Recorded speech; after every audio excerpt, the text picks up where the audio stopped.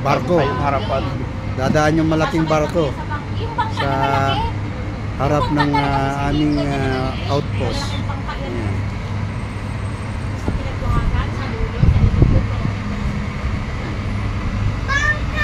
Hinihila ng tagbot.